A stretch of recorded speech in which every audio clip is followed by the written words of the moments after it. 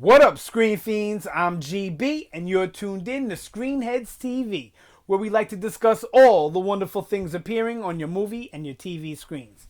In this episode, we're going to discuss The Walking Dead Season 7, and we're going to get into Carol versus Morgan, the differences between the two and their outlooks on life, how they got to this point, and where we're at now, of course, and then where I think the story will go in the near future. Okay, so Carol basically went from being the victim to the motherly figure who will do anything that she can to protect those that she loved, those that she deems family, like what she did at the prison with Karen and David, and then, of course, having to put down Lizzie because there was no other choice in that situation, and then finally becoming full-out gangster when it came to dealing with the termites and then the wolves and then that bit she had with the saviors. Killing indiscriminately all along the way. I think she did a total of her body count, and it was somewhere along the lines of 20 something, 22 or 23, something like that. And then I believe she killed some more people after that because she killed those saviors in East. So she must have been up to like 25, 30 people that Carol herself has killed. So now that starts to weigh on her, of course, having killed all those people. And she comes to the point where she knows that if she stays around the people she loves, she's going to kill. So, I mean, that's basically where we are now with that character, is she doesn't want to be around the people that she loves because she knows she's going to have to kill again, and she doesn't want to kill anymore because she knows that killing is wrong, and she doesn't want to become the monster that she's become, even though it's subjective how you look at it, whether or not she's really become a monster or not. All right, so that's where we are now with Carol. Now we have Morgan, who I wouldn't say started off as a victim. He started off as a survivor, trying to do everything he could to survive. His wife got it. She got bit. He kept going with his son. His son got it. He got bit. He kept going without his son, though he started to go crazy. And he started to get to the point where life meant nothing to him, and he felt he had to clear, and he had to get rid of everything, everybody that walked. And he basically went around killing all walks of life, whether you're a walker, a survivor, a good person, a bad person, doesn't matter. If you ran into Morgan at this point in time, he was going to try and kill you. It's a little fuzzy what happened to him between Dwayne and Clear, but obviously there was other people involved, whatever. I'm sure that pushed Morgan over the edge. Okay, so he got to a point where he was an absolute savage, and then he meets Eastman, and a lot of people are under the impression that Eastman makes him the way he is, but he doesn't. Morgan was always a good person.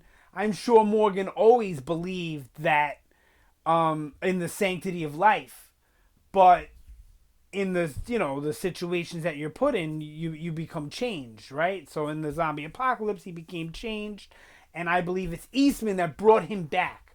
Much similar to the way Michonne tells Carl, how Carl brought her back from being crazy, and Rick brought her back, and Andrea brought her back from being crazy. Same thing. Morgan and Michonne aren't much different. We just met Michonne at a point where she was starting to be brought back already by Andrea, right? So Eastman brings Morgan back. But with Eastman and the loss of Eastman came Morgan adopting his full-on persona of all life is precious. Now, do I think he's doing it just because Eastman? No. Like I said, he was a good person before, and I think Eastman's teachings and bringing him back and learning about Eastman and his situation and how he got through what he went through, it all inspired Morgan. It was all a collaboration of who Morgan was, who he had become, and Eastman's philosophy and bring the way he brought Morgan back in a peaceful way. And then Morgan, of course, adopts all life is precious. And from that point on, we haven't seen him kill anybody, really. I'll get to the one person he kills in a second. But he goes through the wolves and he doesn't kill any of them. Twice he encounters the wolves and doesn't kill them. And then you see his philosophy with the saviors where he doesn't agree that they should go against them. He thinks they should find peace. All life is precious. Don't kill nobody. Let's build a jail cell so we can imprison people and turn them around the way Eastman turned him around. Okay. And then, of course, the savior is going to kill Carol. And the only way that Morgan can save Carol's life in that moment is to kill that savior. And now that I know they don't say it and they don't really show to it or allude to it. I just take it from the story and what we get from Lenny James's performance. I think in that moment, killing that savior, he's starting to realize that yes, all life is precious, but there comes a time, there comes a moment to protect what is sacred, the good people, to protect what you love, to protect what is right. You may have no choice but to put someone down.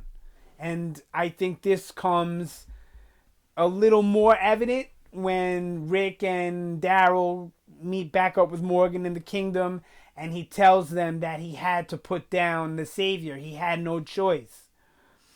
He's starting to believe, and I think he's starting to look at things slightly different.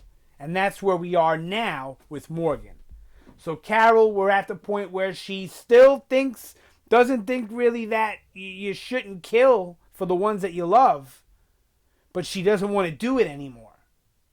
She doesn't want to become a monster or become like those that she's been killing. And Morgan is at the point where it's almost the same point, where he realizes that yes, all life is precious and you really shouldn't kill, but there comes a time where it may be necessary. So they're both basically flipping. I wouldn't say they're on the flip side of their coin. Like Morgan isn't on the opposite of all life is precious, just like Carol isn't on the opposite of you have to kill. She believes you still have to kill. Morgan still believes all life is precious. But they're starting to see the other side of the coin. They're both starting to see each other's point of view without even noticing it. So that brings me to my last point and where I think they're going to take this story, or the possibility of where this story could go. Sorry about the hair. Got out of the shower not too long ago. Whatever. All right. So I think it's going to totally end up. I used to think they were going to end up kind of in a relationship after seeing eye to eye. But now that Ezekiel's in the picture, the way he was introduced, and with Carol and everything, I think that Carol and him are going to get into that relationship if they haven't already started on the down low, which I think they have. Ezekiel and Carol, I mean. So I don't see Morgan and Carol going on the relationship thing, but I do see them coming eye to eye and sort of like, think of like Star Wars, the light side of the dark side, and how you can kind of find balance in the middle on the gray side. Well, I think they're both going to come to that realization that it's a gray. There's a middle ground. So you can feel like I need to kill to protect. And you can feel like all life is precious. But there's going to come a time when you need to come in the middle and you need to not do that. So there needs to come a point for Carol to say, no, it's wrong. You shouldn't kill this person. We don't have to kill them, even if they deserve it. And there's going to come a time for Morgan where he's going to realize and he's going to say what Carol's been saying all along, that you have to kill to protect what's sacred. You have to kill to protect the good. Sometimes you're going to have to do that. Should you try to avoid it? Yes. Is it going to happen? Probably not. I personally would like to think that I'm a good person and I would want to think all life is precious, but I also am a parent and a good friend, and I have a lot of family who I love very much, that I think that I would be more on Carol's side to say if you're going to touch mine, I'm going to take your hand off. And it's hard. It's a lot of people are, I hate Carol the way she's been, or I hate Morgan the way he's been. But if you look at these two characters, they're very real in nature. Think about yourself for a second. You may not really be that gangster you think, or you may not be as religious as you think and thinking all life is precious. You may actually become something else if put into that situation. And I think it's totally real how these two characters are portrayed and their conflicts. I love what they've done with them since they've done it. Do I think certain things could have been done better? Absolutely, like I do with a lot of things on the show. You know, I would have did Morgan's training and everything a little differently, of course. And I also wouldn't have made Carol's change feel so sudden. To me, it's like one day she's murderous killing, the next day she's kind of ready to I don't know. There was some gradual to it, but I think they could have fleshed it out a little bit more. But that's my feelings on Carol vs. Morgan.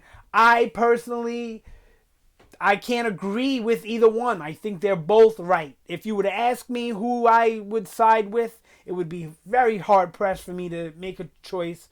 I would have to say that it depends on the circumstance. If you can let someone live and imprison them and possibly rehabilitate them, then I think that is an option. But in most cases, in the world of The Walking Dead, that may not be an option, and you may have no choice but to do the other thing and put someone down. Alright, that's a little bit longer I want to do. I want to do like a 7-8 minute video. We're on like 12, and no biggie. If you like the video, definitely check out some of my others. I got other Walking Dead stuff. I got some reviews and predictions. I got some topics. And I also got some more stuff on movies. So you could check out the TV Fix playlist or the Movie Fix playlist. Self-explanatory. And you can get your fix on both of those subjects. You want to be part of the Screen Fiend fam? Definitely share. Definitely subscribe. Throw me some love down below. And yeah, that's it. You guys have a good night, and I will see you next time.